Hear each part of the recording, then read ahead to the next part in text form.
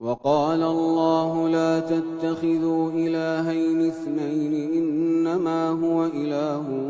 واحد فإياي فارهبون وله ما في السماوات والأرض وله الدين واصبا أفغير الله تتقون وما بكم من نعمة فمن الله ثم إذا مسكم الضر فإليه تجأرون ثم إذا كشف الضر عنكم إذا فريق منكم بربهم يشركون